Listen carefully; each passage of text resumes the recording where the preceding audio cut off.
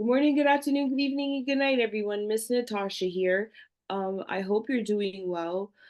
I am a mental wellness, creative, and disability advocate, and I just wanted to start by saying thank you for choosing to be involved in your child's life. I also wanted to say I appreciate you, my guest here today. Um, I decided to briefly discuss fatherhood and manhood with men throughout the month of June from the 1st to the 16th, asking their thoughts and feelings about their fathering journeys or their manhood journeys. I'd like to my guest to please go ahead and introduce himself before we get started. Hello, everyone. My name is Alfredo Zapata. I'm here from Mexico City, and I'm very happy to be here with Miss Natasha and honored because I know there's always great things coming from her. So thanks so much for having me here. Thank you so much for being here. I really appreciate you as a person, but also as a father. And I when I first met you, it was because uh, of your fathering story, and also because you were an author. But um, we never got to connect uh, until now, so I'm very grateful for your time. And I'd like to Yeah, me please, too. thank you. I'd like to please get started by asking, what what do you think about fatherhood? Well, I mean, being a father of a 23-year-old uh, a boy, which is the first one, and I was blessed. We were blessed for him because at age of 3, he got diagnosed with autism, which was something that I believe from above gave us the chance to understand ourselves, how to become our best version, to give to him our best love, care, and learn from him because we've been learning all these years in how to understand, how to listen. And I think sometimes in this era, we've been about listening to ourselves and listening to others. And then, shortly after, a couple of years ago, our daughter was born. But for him, his name is Leo. It was very much of a treasure in our lives because I felt like the fatherhood, it began to really open up for me because I felt like I had a mission that I didn't know.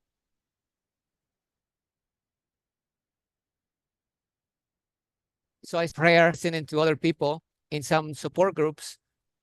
And I felt like, well, this is something that I wasn't expected, but I believe totally that it was a gift because if it wasn't for Leo, I wouldn't grow the way I've been developing myself, especially confidence. And like you mentioned, fatherhood, I think, being the only child, it was kind of foreign for me to say, well, I don't have a father figure.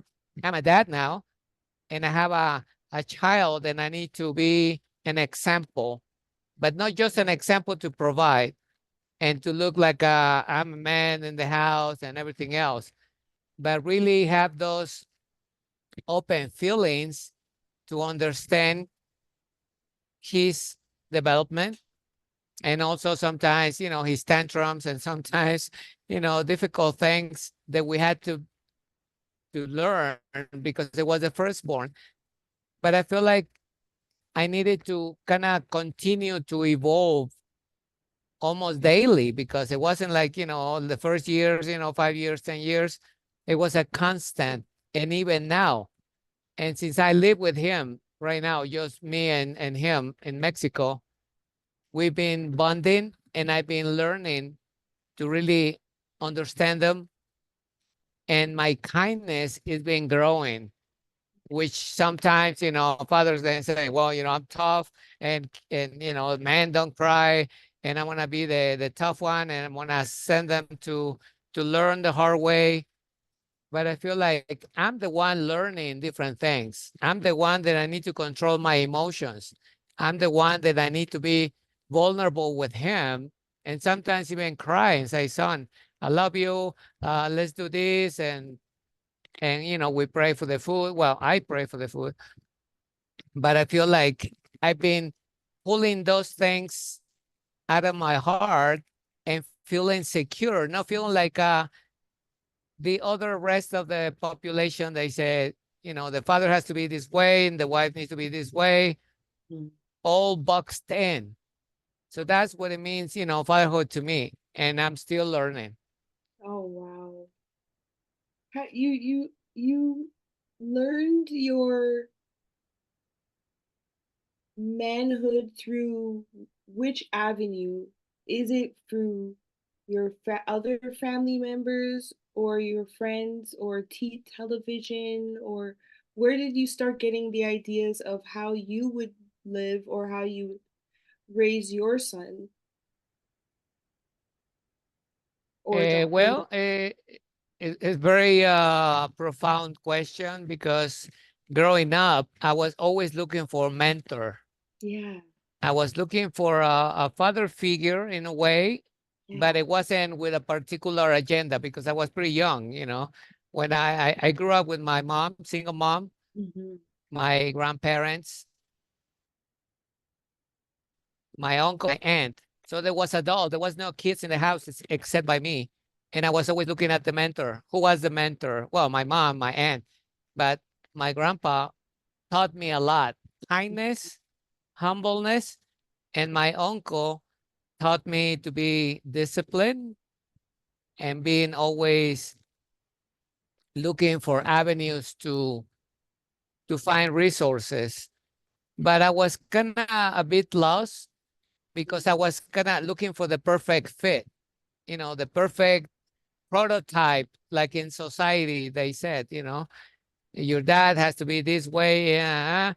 And other kids, they weren't looking too much of their uncles or the grandparents. They were looking at the father figure only.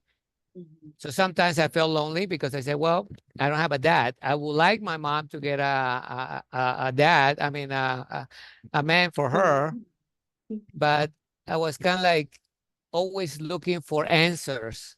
I was always asking questions. I was a kid who was sometimes asking too much questions. So that's when I started kind of getting a little input and digging into, the Reader Digest. There was this book called, I forgot what Reader's is the name. Digest, yeah. Right.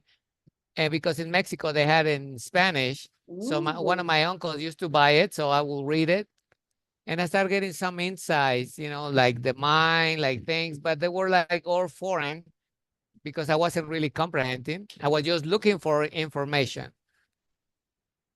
And then I had older friends. So I started kind of looking at what they did. Some of them, they weren't doing pretty good things, Yeah. which I learned, in the hard way. But I think my search for mentorship is helping me. So when I became a dad, I felt like the people in my congregation, because we're in a Christian congregation in LA, it gave me good values, but also helped me to define my own character, not trying to be like everybody else, but to be myself. Oh. And after the years passed by, I feel like I needed to update. I cannot believe or act the way I did in the beginning. Mhm. Right now it's different. There's no more diapers. There's no more formula. There is no more uh, kindergarten or anything. There's more like young man situations. Mm-hmm. And so that's how I've been, working on my fatherhood. That's so lovely. And going back to faith and finding out our ultimate father and having that comfort. I'll go into the next question. As a man, when you hear these words, what comes to your mind? So thinking about our faith, I'm going to say these words, and then thinking about what you just said, I'm going to say these words, and then how you it like went away, and then that whole full love and that whole full understanding and that whole full the fullness of the grace you found for your family. So I'll say, pride, ego, shame, guilt. Well, I think it was very diverse, those uh, terms that you mentioned. And I think through prayer, Mm-hmm. I was able to kind of dive into those areas, because sometimes I was feeling too proud Mm-hmm. of myself, and I wasn't really thankful to God for giving me the opportunity to be with my son. Mm-hmm. Because a lot of people, when they had the firstborn or even the second or the third, people around, they said, as long as he's healthy, it will be a blessing. So I felt kind of uncomfortable when they said that, even though it was our firstborn, because I said, well, I don't care how he comes out. Mm-hmm. He's going to be our son. And we hope that he will, he will be come out normal. I mean, normal delivery or C-section, whatever. But I wasn't caring about healthy, because coming from the health background and fitness and stuff, I Mm-hmm. was looking at, well, it's going to be a son, and I cannot be questioning or complaining and saying, God, I want it to be 100% healthy. I don't want him to have any. So sometimes those comments will bother me a bit, because I say, well, I tell people, I don't care. Whatever it comes, it will be a blessing. And that's what I did. And I didn't feel ashamed. I didn't feel uncomfortable. But I noticed other people who were in that situation, and they were like, oh, well, no, he cannot come out because he's at his room. They were always trying to put excuses, Mm-hmm. not to let people know that the kid was different. The kid was with a different special talents, because they didn't want to be with the magnifying glass and saying, oh, you're different. So we went away from different crowds, because some people were like really insecure. So I told my wife, you know what? Let's go, because this thing is not helping us. It's just making a more environment for us and for him, that maybe he didn't even care about it. But we said we need to protect our integrity and his health. Yeah. So we move away from it. I'm so glad that you don't have the confinements of those words. Because some people may say they have a belief system, but then when those words come up, they're shying away, and your answer shows that those words don't confine you. And I'm happy and blessed to hear that. So I'll go to the next Yes. question. How has father? Well, I think you answered this, but I'm going to answer it anyway because your answers are showing how it has. But I'll still ask it. How has fatherhood enhanced your life? Well, is giving me a different meaning, like I mentioned, but it's also show me that there is more room inside of me than I haven't learned. It's like when you buy a new phone, especially the latest, or the ones more modern. They have different apps that you haven't even used it, because you don't know what they're for, but they have it in there. Mhm. So that's what fatherhood has been. teaching me to say, Alfredo, dig into your heart, dig into your mind, because you have more stuff that you think you have. And I've been meeting incredible people like you. They've been giving me some tips to say, hey, why don't you look this way to find out that there is possibilities? There is a good friend of mine in Canada. His motto is believe. And he has like a paper plane that goes like this. So every time he takes a picture, he put the hand like that, and his logo is a paper airplane. Yep. Because he says, believe that it could be possible. So possibilities has been something that it's been growing in me in the last couple of years. And I'm 62, almost 62. And I feel like I'm 30 something with a lot of experience. Yeah. Because I've been learning to believe that it's possible. Like, what if this thing works? What if Natasha becomes MissNatasha becomes bestseller in the whole globe? What if she can start a movement of women who can really and make a difference, and not just in one place? No. What if it's right? What if it is possible for kids to learn how to expand their mind Ooh. without any barriers? Yes, without And I getting think, any, yeah. Sorry. what has been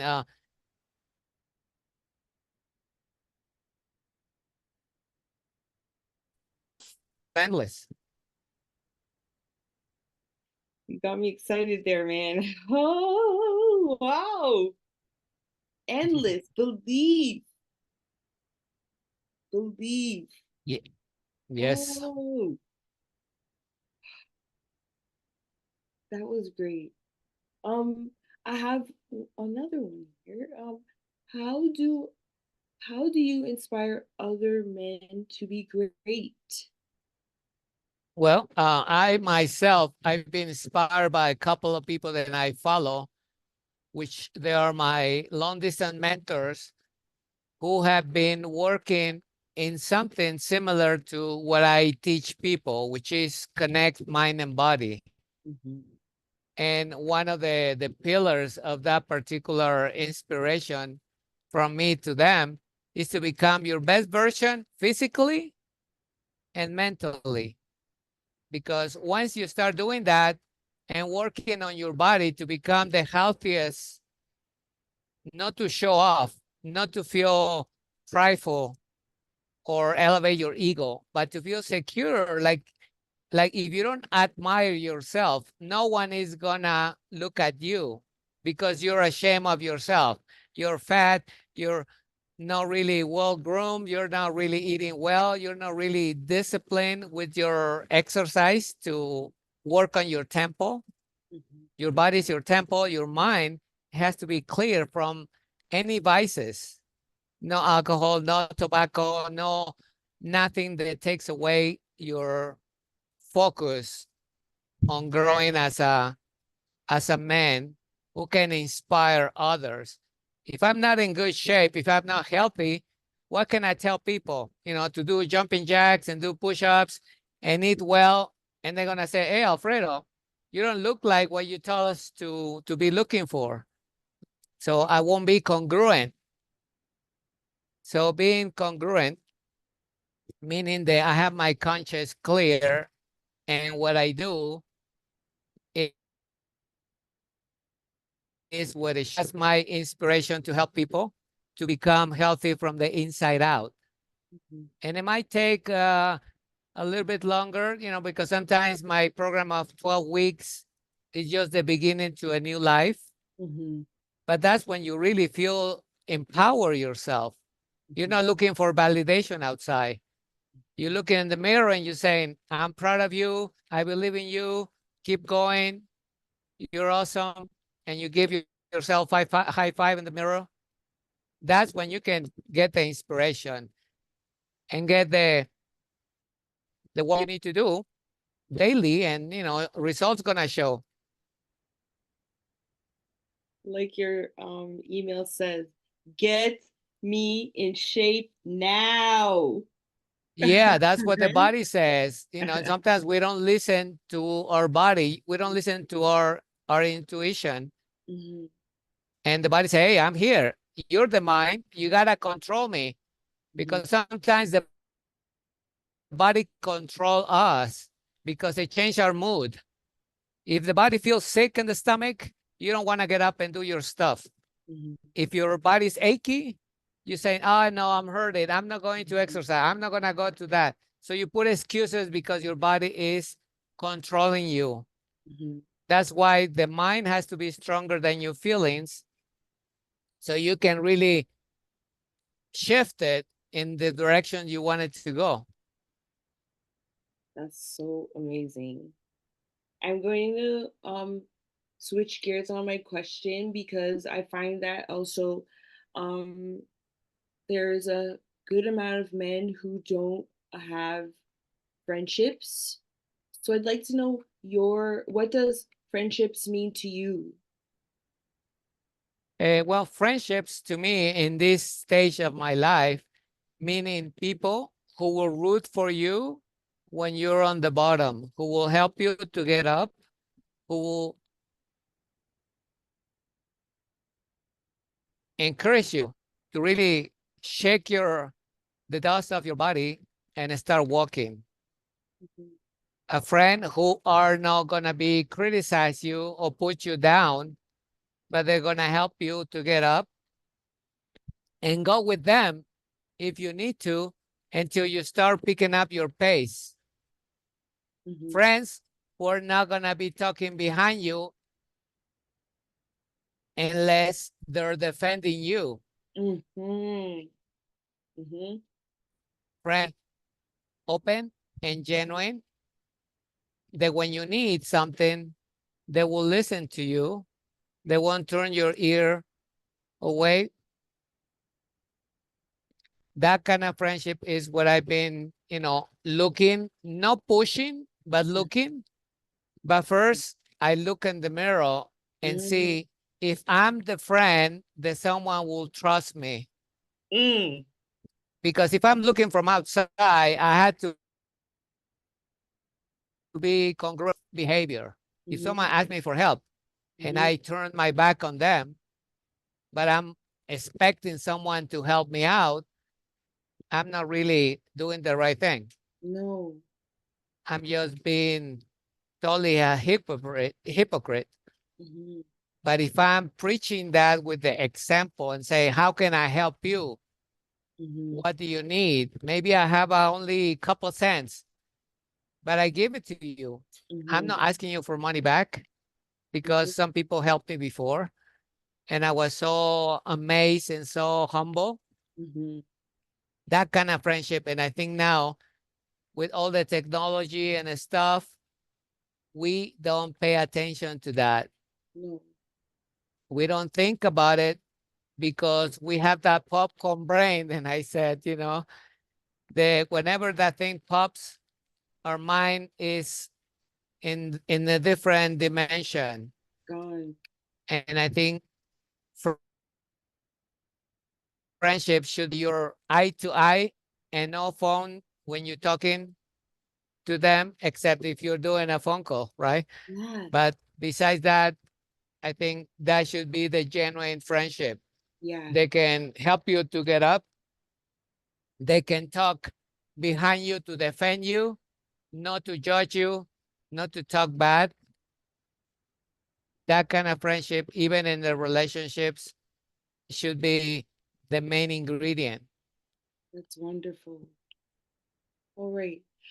I'd like to please know about you gave us a confidence statement, but I'd like to know what are your confidence statements. So two of mine are uh create one of it is create don't hate, and then you can only be you. That's all you can do.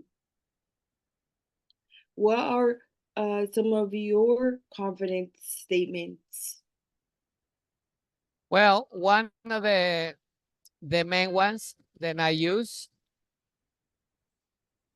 Hold on a second. There was a little siren going on. Anyway, one of the statements that I tell people when they give me excuses, and it's one of the ones that I live by, is as long as you're alive, you can do something for your health. It doesn't matter what age you are, even if you are 99 or 100, you can do something. The question is, are you willing to do it again? Mm, I love that one. Yeah. Um, I'm gonna go into this one here. And also words of wisdom, because you've been giving us so many, and some father or man who may be on the verge of starting their health journey, mental and physical. What is some words of wisdom that you could bestow on to them? To the a young father, you mean, Or a young or man, or in general? or just a man in general. Yeah. Well, I think what I will say is always asking questions. Mm, I think sometimes we give something the validity without finding the information. I mean, sometimes we believe that something is happening, but we don't go and look for the truth. mm, It's like in health. People always looking to cure the problem, this whatever is going on, a headache and toothache, a stomach ache, a shoulder ache, but you don't look for the origin. the And I think whole. sometimes in life, we don't look for what caused the problem. You just want to fix it, like I put in a band-aid. And I think sometimes, like when someone asks me and say, well, I want to release the stress because I'm a very stressful person. I have two phones. My job is very demanding. I travel, I fly, and I cannot stay in peace. So I ask the person, let's look for the origin of that problem. It's not because you're doing too, because you don't know how is your status in terms of health, mental and physical. Could be the stress is because the way you're sitting on your chair is crooked. Yeah. Could be the way you're driving is all hunch Over. and you put stress on your shoulders, your back, and that causes physical stress. Mm-hmm. And sometimes it's the mind. You keep on rambling on stuff that you cannot control, and that is the cause of your stress, physical and mental. So looking for the origin of the problem, that will be the word of wisdom. Don't look for the solution, look for the origin of the problem so you can find and track back what causes the problem. And then you can stop that and then start fixing little by little those tracks until you get to the actual point. I love that. Mm. That was like, again, sometimes the most profound words of wisdom are just simple, but they're so deep. Yeah, overcomplicated sometimes. Yeah. And if you just like take time to find out, like it's like doing your backwards work, if it's mental, finding out why do you eat so much at this certain time. Maybe when you were a child, at this certain time, you always had sugary treats types of foods in the morning, and you never thought about changing that as you aged. So, wow, thank you for that one. Um, Yeah. I will see. I'll ask you about um What does taking care of yourself look like? As a man. Mm-hmm. Yeah, well, I think one of the main things, like I learned growing up, like when I was about 5 years old, I grew up in downtown in Mexico. So on the weekends, it was pretty quiet because I was in like a business district that was like 4 blocks from the city hall, and there was almost nobody there. So I will walk, with my mom, my uncle, but sometimes I will ask permission to walk by myself because I wanted to feel that I can fit into some kind of social model. Because back then it was very unusual to have an only child and be a single mom, especially in the Latin culture, because everybody had a dad, a mom, and like 3, 4, 5, 6 kids. So I Yeah. was the only one. And, at that place where we lived, there was not too many kids, laying around. So I will walk by myself, and slowly I start kind of jogging a little bit on the sidewalks, and that start giving me the connection of me and my body. So I start feeling like I was getting some kind of special powers, like a superhero, because the motion of my body without having any proper technique or anything, it was just motion of my body. It started giving me confidence. So that was my tool for me to grow. And then later on, I started playing sports. My uncle sponsored me to play soccer, like in a little league. Then I started doing martial arts. Then I started doing some bodybuilding, which all this transition of physical activity of becoming a young man who was, I guess, going against some of the beliefs that I had. Like I need to have a dad, and I need to have a brother or sister. So I started kind of putting a shield around me, Mm-hmm. even though I had some insecurities along the way. But that get me in shape now. It started kind of resonating with me because I feel like, oh, my body feels good. I feel good. I think I look better, but also a self confidence was Mm-hmm. built.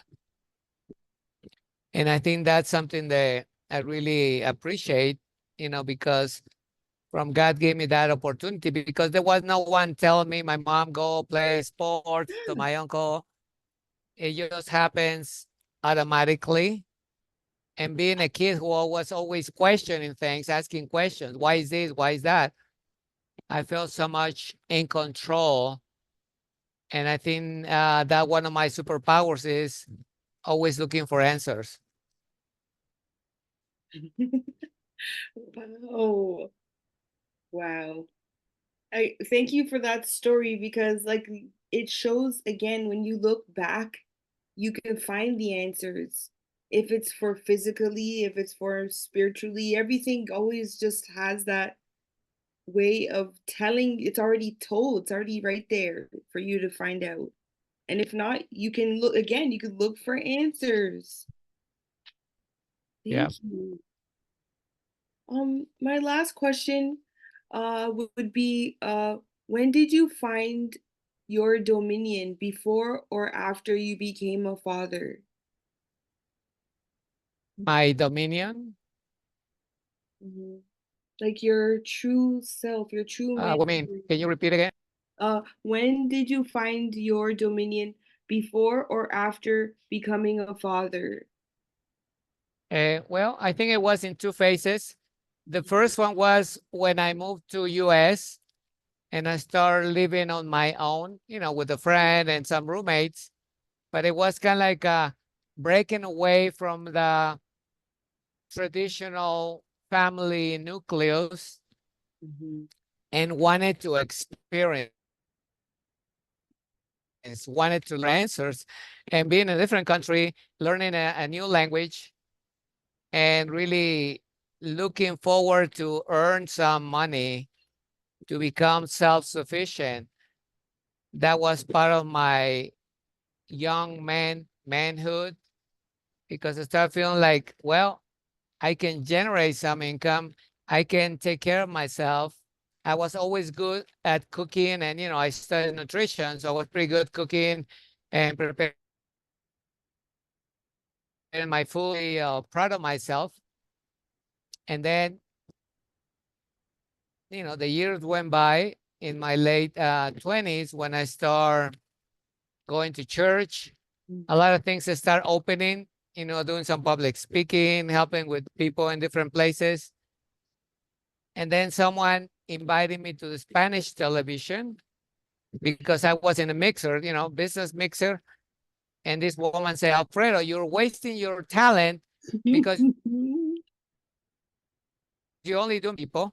Come to my show. I have a show for self-development, and Hispanics need to hear about what you're saying.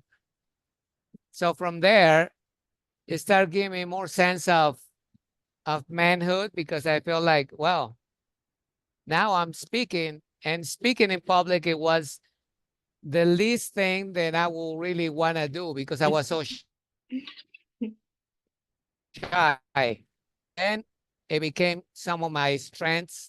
And becoming a father in 2001 at age of like 35 or 37, it was the other milestone for manhood, because being the only child, and then I have my firstborn, I feel like, wow, I made it. And that was pretty good because it was a new chapter. I was glad that I already had a little background, self-confidence. But I feel like, oh, shepherd problem and stuff and feed the kid. But it was a different thing. I guess I didn't feel like a shocking thing. I feel like another upgrade. Oh, love it. Yeah. So it was awesome.